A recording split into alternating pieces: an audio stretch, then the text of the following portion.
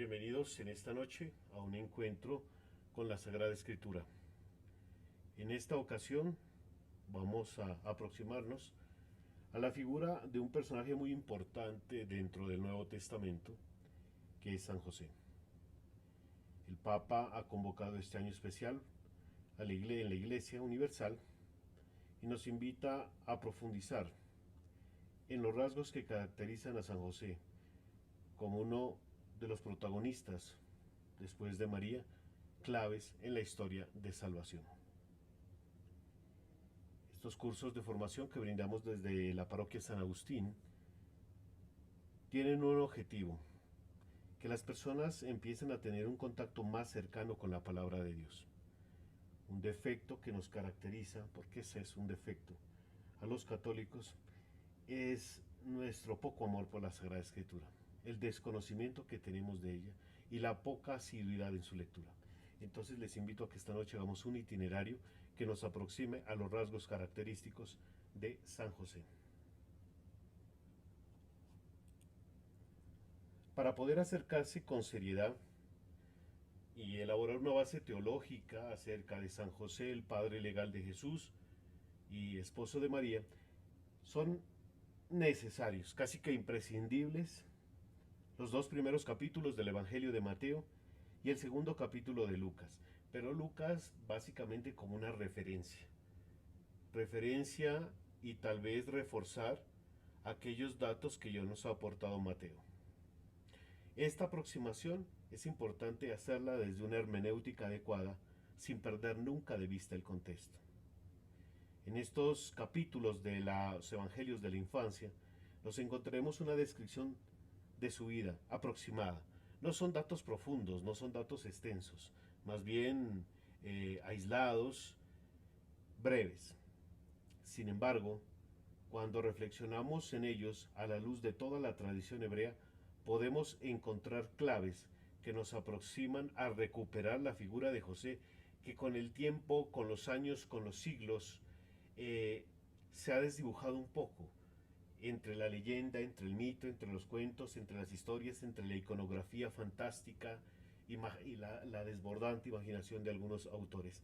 Y es necesario recuperar la frescura del José que aparece brevemente en los evangelios de la infancia, que aparece de forma escueta en el evangelio de Lucas y casi que muy esporádica, sutil en el evangelio de Juan e inexistente en el evangelio de Marcos. Lucas reporta las palabras de aquellos que escuchan a Jesús en la sinagoga, los cuales se preguntan si Jesús no era acaso el hijo de José, en Lucas 4:22. También relaciona el nombre de José con la genealogía de Jesús, en 3:23. Estos son los reportes seguros sobre José en este evangelio. Existe una tentación. La tentación de que ante la limitación y escasez de información acerca de San José, se trate de rellenar los espacios vacíos con leyendas, con historias traídas de los evangelios apócrifos, como veremos, y este es un error, porque la Sagrada Escritura contiene lo esencial. No hay que hacerle decir lo que no dice y menos introducir lo que no es necesario. Y hay un presupuesto del cual debemos partir en esta noche y recordar un principio fundamental de la exégesis y la hermenéutica. Los textos sagrados no pretenden en ningún momento contarnos una historia detallada sobre los personajes. Los textos sagrados quieren ante todo transmitirnos un mensaje teológico, transmitir un mensaje a la comunidad de su tiempo. Y a nosotros, quienes estamos a miles de años de distancia, siglos de distancia, 2000 y tantos años de distancia, incluso 3000 años de distancia de algunos textos, nos corresponde ayudarnos de la exégesis, de una adecuada hermenéutica, para poder entender qué le quería decir el autor sagrado a la comunidad de su tiempo y así mirar qué resonancia tiene hasta nosotros. Vamos a comenzar pues con el nombre que todos conocemos, José. José viene de una raíz hebrea, Yosef. Como todo nombre en la Sagrada Escritura, no es otorgado al azar. A cada persona que se le asigna un nombre, en tanto en el Antiguo como en el Nuevo Testamento, está cargado de sentido. Comporta un significado hondo e incluso puede llegar a definir la vocación o el quehacer del personaje. El nombre Joseph significa Dios añade, Dios agrega, augurando de esta forma al que lo porta que hace parte de una familia numerosa, que tendrá una familia numerosa o que viene de una larga saga tradicional.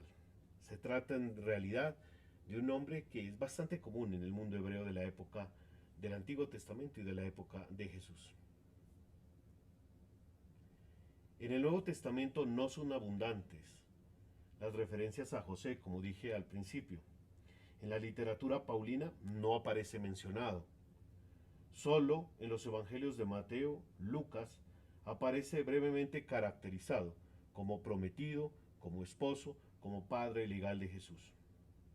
En el evangelio más primitivo, que es el de Marcos, no hay referencia alguna. Allí se recuerda a Jesús como el hijo de María y se describe a su familia. En el evangelio de Juan existe una ligera alusión exclusivamente a la madre, pero no en relación a José. A José se lo menciona cuando se dice que acaso ese no es Jesús, el hijo de José de Nazaret, pero no se aporta ninguna referencia, detalle acerca de nuestro personaje. En Mateo y Lucas, José, a pesar de su relevancia en la historia de la salvación, no pronuncia palabra alguna. De su oficio se habla en Mateo, cuando se afirma que Jesús es el hijo del tecnón, esa palabra tecnón traducida y que se ha quedado a lo largo de los años en la tradición como carpintero, pero como veremos más adelante, la palabra tecnón abarca un campo laboral mucho más grande que restringirlo solo a la función de ebanista. La escasez de noticia respecto a José en los evangelios canónicos y en la literatura del Nuevo Testamento hizo que la Iglesia y la tradición después de los 2 primeros siglos haya acudido para tratar, como dije anteriormente, para tratar de llenar vacíos y para querer enterarse más, haya acudido a los textos apócrifos, que son literatura extrabíblica, y tienen la tendencia de llenar vacíos con leyendas, fábulas, historietas, incoherencias, historias traídas de los cabellos, y que en sus líneas se deslizan muy sutilmente tendencias heréticas, datos difíciles de constatar históricamente.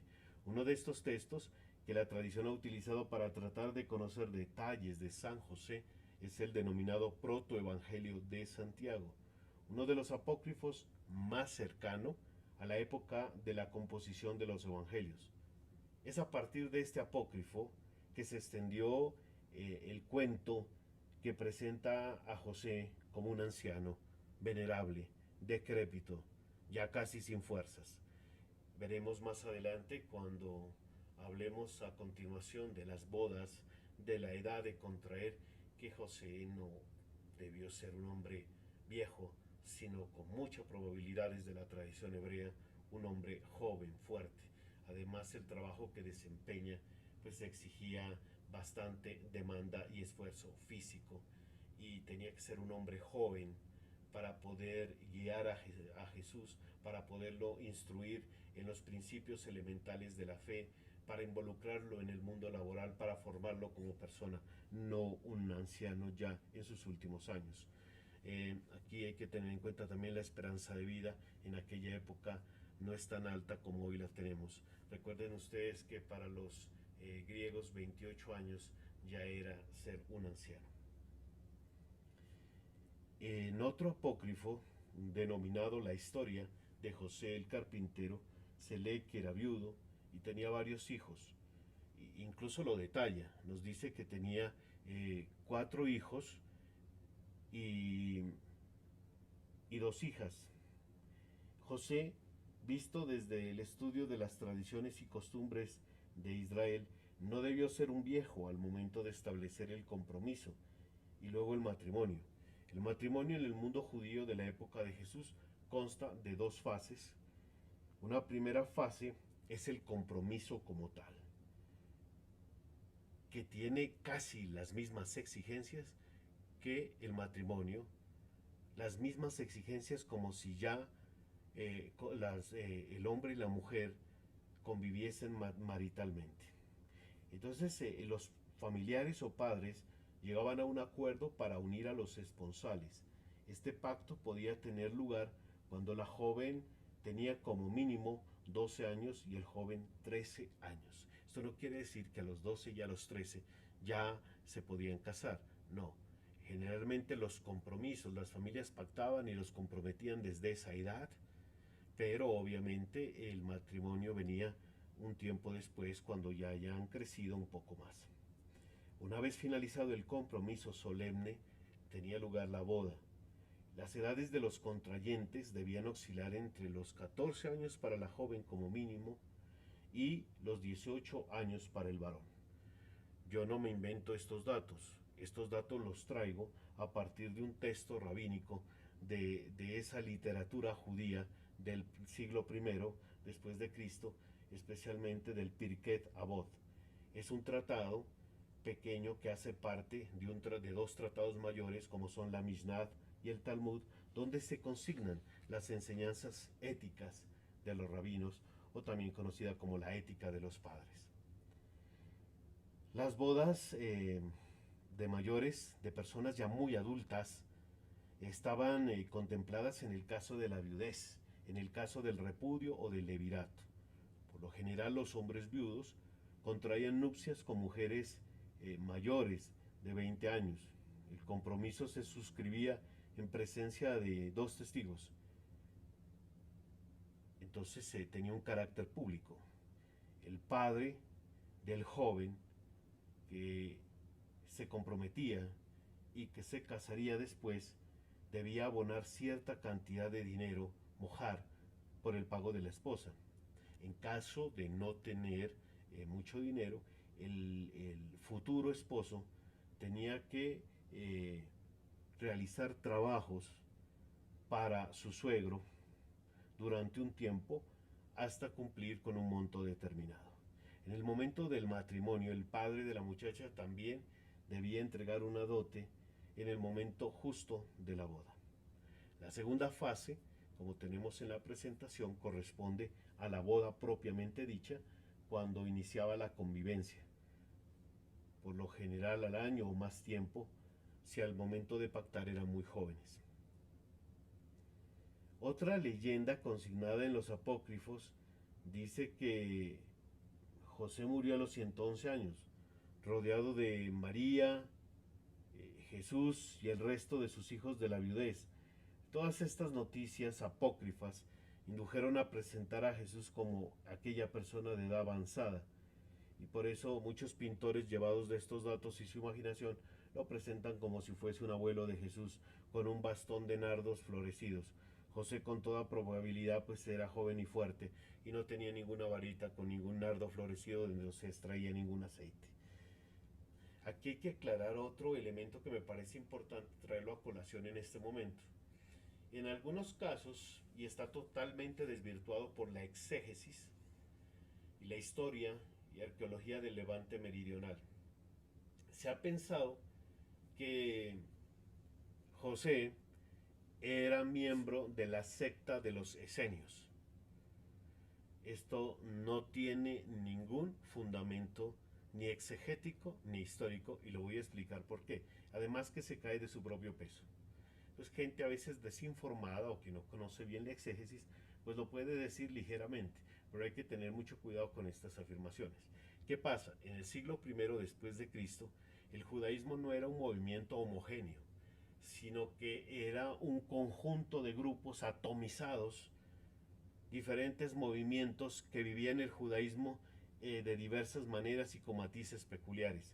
Es así que estaban los fariseos, estaban los saduceos, estaban los herodianos, estaban los escribas, doctores de la ley, estaban los sacerdotes, estaban los piadosos o celosos, hasidín, que se les llamaba. Entonces, y también hacían parte de esta atomización de grupos judíos, los esenios. Generalmente cuando se piensa en los esenios, entonces nos vamos a Qumran, como si todos los esenios se hubiesen concentrado ahí. No es así. Esenios existían a lo largo y ancho de la Palestina, incluso fuera de ella, en pequeños reductos. Uno de esos grupos estaba ubicado en Qumran, cerca del Mar Muerto, que hubiese pasado desapercibido si no es porque ahí se encontraron la biblioteca Qumran de textos y documentos en su mayoría del Antiguo Testamento que aportan muchísima información al exégesis, a la crítica textual y a la diacronía. ¿Qué sucede con los esenios? Los esenios rompieron con el judaísmo tradicional, se separan del judaísmo tradicional, no están de acuerdo con el templo de Jerusalén, no están de acuerdo con lo que se llevaba a cabo en el templo de Jerusalén, ni con los ritos, ni con la liturgia. Ellos desarrollan unos ritos, una liturgia, unas formas de vida totalmente diferentes a la del judaísmo tradicional. Su espiritualidad es totalmente distinta a la espiritualidad de esenios, a la espiritualidad de saduceos, fariseos, escribas, doctores de la ley y hasidín. Incluso tienen una fuerte tendencia apocalíptica y algunos pensamientos que difieren y que rompen y se distancian mucho de lo que era la interpretación de la ley dentro de los grandes maestros tanaítas, después rabinos en Israel. Siendo así, pues que José, no pudo haber sido un esenio, porque si hubiese sido esenio, en primer lugar no hubiese ido nunca al censo, no hubiese llevado a presentar a Jesús al templo, no hubiese acudido nuevamente al templo y ante los doctores de la ley cuando era la época de que Jesús iba a recibir el Bar Mitzvah, es decir, a los 12 años, cuando se considera que el niño deja de ser niño y se convierte en un hombre sujeto de la ley.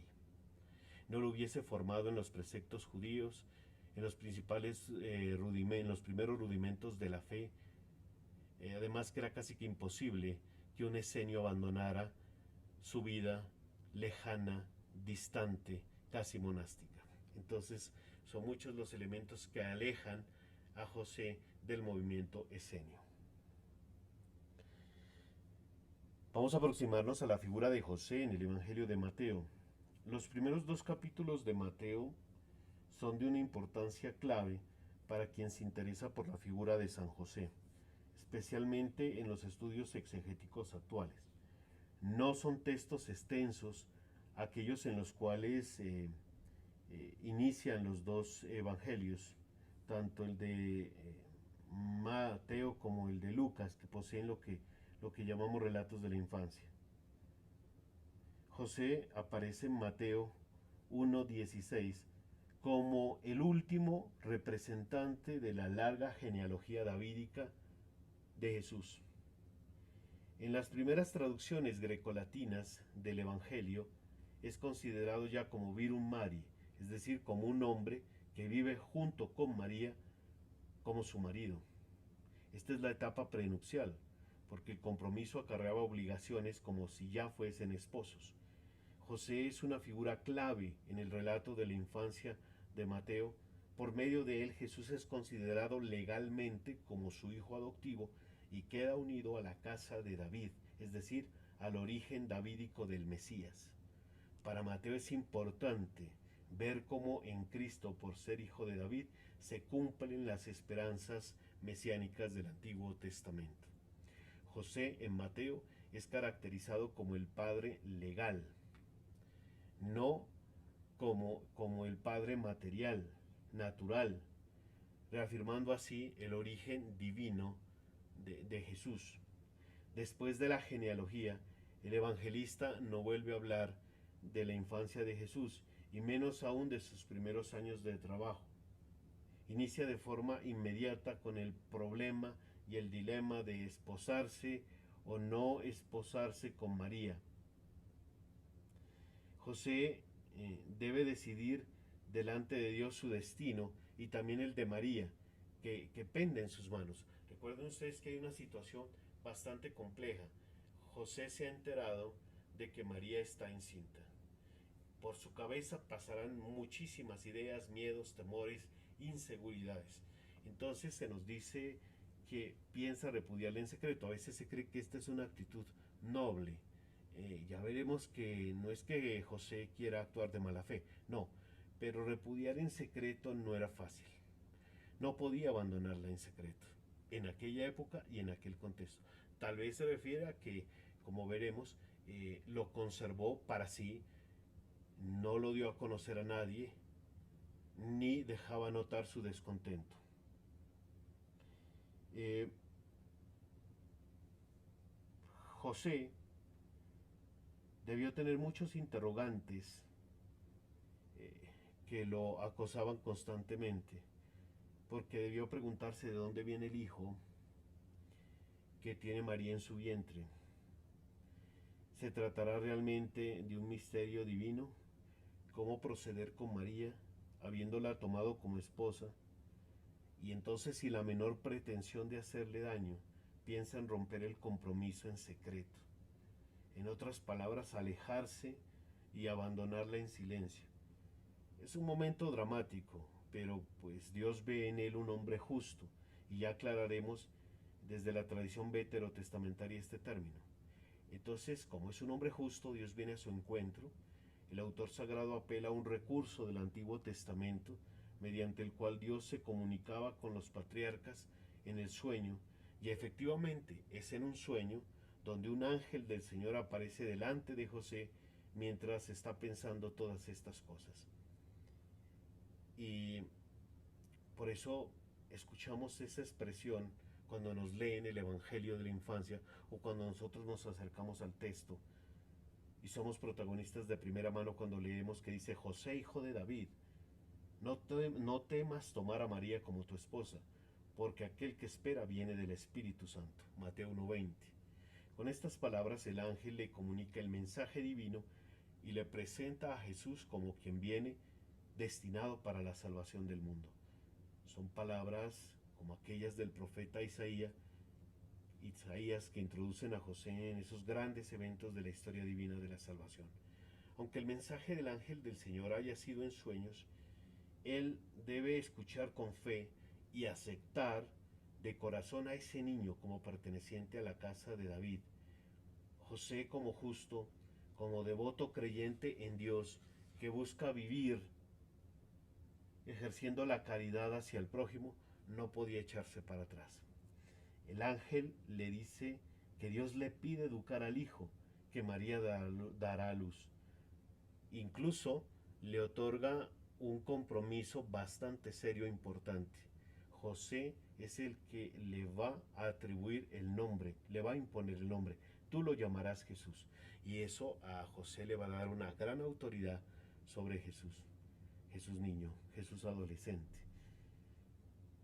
Como auténtico hombre justo, como buen descendiente de David, decide hacer la voluntad de Dios y tomar consigo a María sin importar lo que suceda. A pesar de sus dudas, a pesar de su angustia, toma consigo a María como su esposa y el hijo que ella espera lo asume como su hijo bajo la ley. Mateo no retrata con particularidades, nos ofrece más bien un retrato pormenorizado de José. Así como tampoco Mateo relata detalles particulares del nacimiento de Jesús. No nos va a contar Mateo qué pasaba con Jesús cuando tenía 3 años, cuando empezó a caminar, cuando empezó a hablar. No nos va a hablar de los juegos de Jesús, de la relación de sus padres, María y José, con él cuando tenía 5, 6, 7, 8, 9 años. No. Si alguien busca chismes aquí, pues no los va a encontrar. Qué pena, pero se frustró. Mateo indica solamente un lugar, Belén, una villa al sur de Jerusalén en tiempos de Herodes, y describe inmediatamente la visita de unos sabios de Oriente que acuden a rendir homenaje al Mesías. No se detiene a precisar quiénes eran estos visitantes. Inmediatamente pasa a narrar la huida a Egipto, porque no pueden volver. No pueden volver a su territorio porque no pueden volver a pasar por Jerusalén por el peligro que representa Herodes. Como quieren evitar la ira de Herodes, entonces el ángel en sueños le comunica a Jesús que se vayan, a José, perdón, que se vayan para Egipto. Esta acción está mediada también por el anuncio del ángel del Señor en sueños a José. Hasta que todo está en relativa calma, deben permanecer en Egipto y luego ya podrán volver a Israel y establecerse definitivamente en la Galilea al norte, en Nazaret. Hay dos elementos típicos con los cuales se caracteriza a José en el Evangelio de Mateo. Uno son los sueños y otro la justicia. En Mateo, los sueños son insistentes en la acción y en las determinaciones de José. Estos sueños lo vinculan con las sagas patriarcales, especialmente con la promesa abrámica. José es el último de los patriarcas al estilo del Antiguo Testamento que recibe la comunicación de la voluntad del Señor por la vía de los sueños. José es el judío fiel de la casa de David y hace posible la vinculación legal de Jesús a la dinastía davídica, de donde procederá el Mesías. Su presencia, la presencia de José, la funcionalidad de José, la voluntad de José fiel a Dios es clave. El Evangelio de Mateo nos narra 4 sueños en 1:20 antes del repudio, que le permite superar ese momento difícil de crisis. 2:13 cuando nos relatan la huida de Egipto, 2:19 cuando ingresan nuevamente al territorio de Israel, cuando ya todo está en calma, cuando ya Herodes no está, y 2:22 cuando el ángel también le dice que puede emprender el viaje hacia Galilea y que mejor se establezca allá. Estos sueños, exclusivos de Mateo, indican la irrupción de Dios en la historia intramundana. En otras palabras, la presencia de la voluntad divina en la vida diaria de José. El dormir en la Sagrada Escritura es el símbolo de dar tiempo a que la voluntad de Dios se manifieste, una disposición a permitir que Dios actúe en nuestro tiempo, a su tiempo. En los sueños, José deja a Dios ser Dios. No es un esclavo, José, de la frenética actividad humana. José es el hombre de la contemplación. José es el hombre de la reflexión, que en silencio se siente amado por Dios y permite que la gracia actúe en él y también la gracia actúa a través de él. El tiempo de Dios en los sueños de José es el tiempo del Espíritu. Y este otro elemento que encontramos en Mateo es que se nos define a José como un varón justo. Por eso es importante acercarse a 3 principales acepciones de justicia en la Biblia. Hay más, pero estas 3 son muy importantes por su contenido semántico, que nos ayudan a identificar cuál de ellas se aplica más a José como varón justo. Primera sección, la justicia como un atributo de Dios. Pues el Antiguo Testamento ya nos presenta un Dios que jamás permanece indiferente ante el pecado, que jamás permanece indiferente ante el sufrimiento, ante el dolor, y que es un Dios muy sensible cuando percibe la virtud en un ser humano, dispuesto a estar con él hasta las últimas consecuencias. El segundo concepto es justicia como virtud moral, que implica defender ante todo la causa del humilde, del inocente, del oprimido. Esta es la justicia que claman las víctimas en muchos salmos, los justos en los salmos, en la literatura poética del Antiguo Testamento, y esta justicia como virtud moral es la justicia por excelencia de los profetas.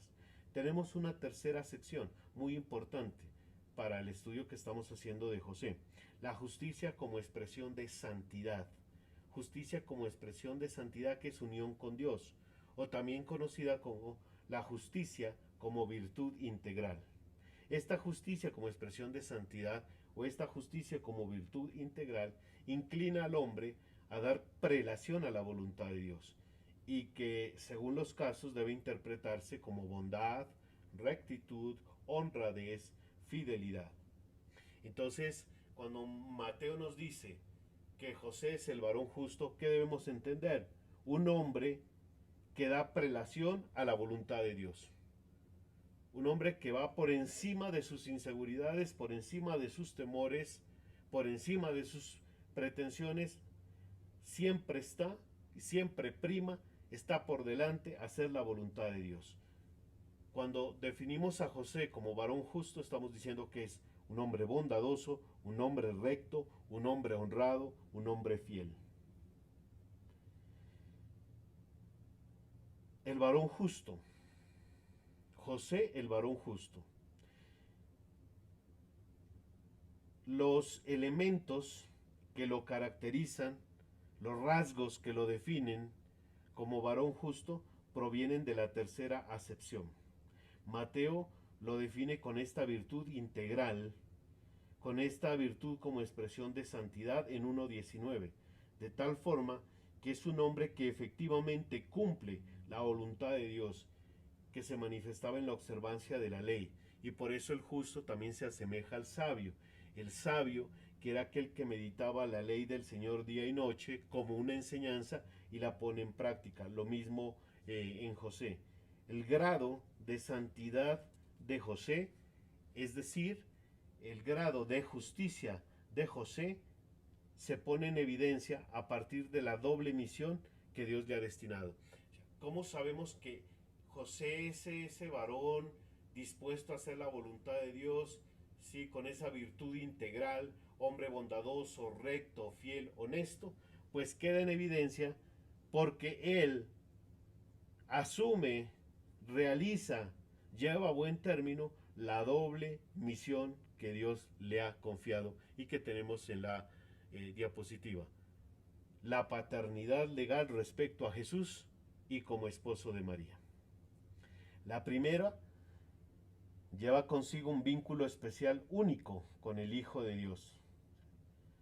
Si la medida de la justicia es proporcional a la vinculación con Dios, pues entonces la medida de la justicia y la vinculación con Dios en San José es extraordinaria, porque tiene de primera mano la posibilidad de estar unido como padre, como guía, como aquel que brinda afecto, seguridad, principios, valores al Hijo de Dios. Es una relación tan estrecha que hace que la justicia sea directamente proporcional en él. Es la unión especial con Dios como padre legal de su Hijo. Este carácter de padre putativo no es meramente funcional, sino que participa como protagonista activo en la vida de Jesús. Es quien le manifiesta ese amor paternal, le instruye en los principios fundamentales de la fe hebrea, lo induce, como dije hace un momento, en la vida laboral, lo introduce, perdón. En realidad debió pasar bastante tiempo con su hijo, enseñándole la fe, enseñándole a leer, enseñándole su oficio de acuerdo a la tradición semita y preparándolo adecuadamente para los 12 años cuando recibían el Bar Mitzvah y ya eran considerados adultos. La segunda misión, su condición de esposo de María, pues exige una vivencia espiritual tan honda como la de María. Entonces, para que pueda llevar consigo la paternidad legal respecto de Jesús y pueda ser un esposo con una vivencia espiritual igual a la de María, pues Dios le debió otorgar a José una gracia especial. Hablemos un poco también de este repudio en secreto, a ver hasta dónde nos lleva y qué comporta esta expresión. Aquel pensamiento de repudiar en secreto a María por estar encinta no es lo que hace justo a San José, porque a veces uno puede pensar, José es justo porque pudiendo ponerla en evidencia no la puso en evidencia, sino que él pensaba repudiarla en secreto. Pues déjenme contarles que no es así. Donde José hubiese repudiado a María, no lo podía hacer en secreto, tenía que ser público, y a María la vida se le podía complicar. Entonces, repudiar un secreto tiene un sentido que es necesario esclarecer en esta narración. El texto afirma que José ha tomado una decisión cuando se entera del estado de María. Aunque no están casados, ya en ese momento sí están comprometidos, y en la tradición judía exige los mismos deberes que en el matrimonio. Antes de la visita del ángel del Señor, decide repudiar a María, divorciarse de ella, usando el privilegio del varón en aquel contexto. La decisión de José es perfectamente válida desde el punto de vista moral y jurídico, porque como buen judío, pues no busca hacerle daño. Él no buscaba hacerle daño. Si hubiese podido hacerlo, la abandonaba en secreto para evitarle el menor daño o la menor dificultad posible. A lo mejor lo que hizo es que se guardó ese miedo, esa inseguridad, ese dolor para sí y no lo transparentó, no dejó que nadie se diera cuenta. Y luego afortunadamente viene la intervención divina. Pero aunque él hubiese pretendido, como de muy buena voluntad, porque era un hombre bueno y justo, no poner en evidencia pública a María, no podía hacerlo de esa forma. La cosa no era tan fácil y como dije, pues a María se le podía complicar seriamente la reputación y la vida en medio de un pueblo tan escrupuloso. Si José la repudiaba, por más buena intención que tuviese, no lo podía hacer, como dije hace un momento, en secreto, porque el acta de repudio era y debía ser pública. De lo contrario, ni María ni José quedaban libres del compromiso. De ninguna manera podía José separarse en silencio, tenía que ser público y ahí María llevaría la peor parte. El riesgo de María era enorme. Entonces por eso digo que a lo mejor el secreto de José se refiere a que por su mente había pasado la idea de romper el compromiso y lo tenía claro, pero no por hacerle, sí, con esto no le disminuía las dificultades a María, no. No pretende hacerle daño, pero se encuentra entre la espada y la pared, en una situación, en una disyuntiva tremenda. Y ya a punto, tal vez, de hacer pública su determinación, viene la irrupción divina en los sueños que echa atrás los miedos, las inseguridades de José y decide continuar con su compromiso y matrimonio, con un hijo del que él será el padre legal. Es justo porque confió con una fe inquebrantable en la palabra del Señor. Pues no es justo porque pensaba guardar secreto. Es justo porque a pesar de sus miedos, a pesar de su debilidad, a pesar de la crisis interna que estaba viviendo, confió con una fe a toda prueba, inquebrantable en la palabra del Señor, que vino esa palabra a través del ángel y porque terminó haciendo la voluntad de Dios. Este texto es de gran hondura teológica y espiritual, porque no oculta algo maravilloso, que es la fragilidad del humano en José. Mateo no nos oculta la fragilidad del humano. Y esto es importante en la vida de los santos, en la vida de estos personajes. A veces a los santos los deshumanizamos, les llenamos de tanta leyenda, los encumbramos por allá como en una nube, sí, envueltos dentro de tanto incienso y tela que se vuelven irreales. Los santos son seres humanos y es desde esa humanidad que nos muestran que es posible vivir y cumplir la voluntad de Dios, como ocurre aquí. Entonces, les digo que es de hondura teológica esta expresión y espiritual, porque Mateo no oculta la fragilidad del humano en José. Es un hombre normal, pero lo extraordinario que hay en él es su confianza en Dios a toda prueba y su obediencia como buen judío justo. Esa justicia de José, esa es la justicia, que a pesar de su debilidad, que a pesar de sus temores, se sobrepone al miedo. El miedo no lo paraliza. La confianza absoluta que deposita en la palabra del Señor lo hace ir adelante.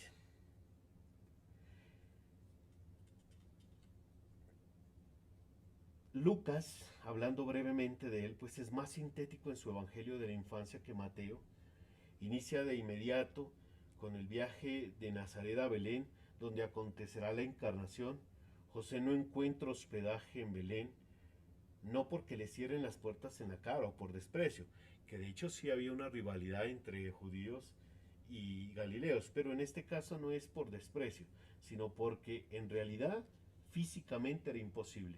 Todos los hospedajes de Belén estaban llenos por ocasión del censo. Entonces no le quedó otra alternativa que optar por el lugar donde guardaban los animales de granja, y Jesús era puesto no en una cuna hermosa, bien adornada, llena de espigas doradas como solemos adornarlas en Navidad, sino en el cuenco donde comían los animales. Y esto ya tiene una significación importante desde Lucas, porque ya Jesús desde los evangelios de la infancia lo están presentando como aquel que será alimento para el mundo. La comensalidad queda en evidencia. Son muy pocas las alusiones que Lucas hace de José, y en su mayoría son de forma indirecta, no caracterizándolo, sino mencionándolo en función de María o de Jesús. En 1.27, Lucas 1.27, se describe a María desposada con un hombre llamado José y no se dice más. En 2.4, la única alusión directa a José como perteneciente a la casa de David. En 2.16, José presente en el pesebre. En 2.33 es mencionado como padre legal junto a María cuando es presentado en el templo. Pero pues estos datos coinciden con los de Mateo, y Mateo es el que nos permite obtener unos rasgos bastante interesantes, como un hijo de la casa de David. Pero no debemos imaginarnos a un José miembro de la aristocracia y muy influyente. No, la familia de la casa de David, la dinastía davídica, con el tiempo fue perdiendo relevancia social y diluyéndose. Mateo también nos presenta a José como un tecnón.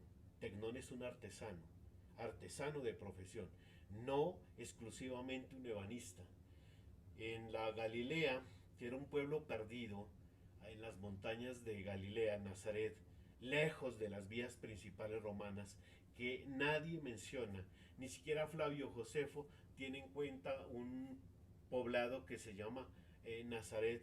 Pues la carpintería se hubiese muerto de hambre, porque los árboles son raquíticos, la madera venía del Líbano, los cedros del Líbano, pero estaban destinados ya a las grandes ciudades romanas, a las grandes ciudades de origen helénico, como la cercana Séforis. Entonces, tecnón es una palabra con un campo semántico laboral amplio. Tecnón es el artesano, tecnón es el que construye casas, tecnón es el que repara techos, tecnón es el que es albañil, tecnón es el que conoce de caminos, que conoce de cómo manejar, arreglar los instrumentos del campo de trabajo, que también obviamente sabe trabajar la madera, sabe colocar en tejados, etcétera. Pero es amplio, no se circunscribe al concepto que nosotros tenemos de carpintero. Es un hombre de una gran espiritualidad, es el hombre de la gran observancia religiosa, es el padre legal de Jesús, es quien le impone el nombre al Hijo, es quien será su tutor legal, es quien lo va a formar en los principios axiológicos claves, fundamentales de la época judía del siglo I después de Cristo. Esto es esencialmente unos rasgos desde los evangelios. No podemos poner a decir a la Biblia lo que no dice, pero yo creo, más que de sobra, que estos rasgos de José hacen de él una figura de enorme importancia y de gran valor espiritual, que es lo que a nosotros nos interesa en este año: cultivar esa espiritualidad de San José, del hombre justo, del hombre que hace la voluntad de Dios, que vive como teónomo obediente a la ley, el hombre bondadoso. El mundo ya está cansado de gente viva, necesitamos gente bondadosa, el hombre recto, honesto, decente, fiel, cumplidor, padre de familia, que sabe responder con su familia, que hace de su familia un espacio agradable, que no convierte el espacio familiar en un infierno, un hombre que respeta a su esposa, que no la irrespeta de ninguna manera, una casa de Nazaret donde no se vive la violencia, sino se vive esa gran espiritualidad, esa hondura religiosa. Un hombre que es el padre legal de Jesús, pero que le brinda todo el afecto y el amor, y eso se nota después cuando Jesús empieza su vida pública. Un hombre Dios, porque no nos olvidemos que es verdadero Dios y verdadero hombre, seguro de sí mismo, firme en sus posiciones, tal vez haciendo eco a lo que su padre legal le enseñó, y ahora pues esas cualidades llevadas al máximo con la gracia del Espíritu que posee, porque es el Hijo de Dios. Les agradezco su compañía durante esta charla de San José, y los invito pues a futuro a los nuevos encuentros que vamos a tener. Muchas gracias y hasta una próxima oportunidad, cuando nos encontremos nuevamente reflexionando sobre algún texto o personaje clave del Antiguo más que del Nuevo Testamento. Entonces, hasta una próxima oportunidad.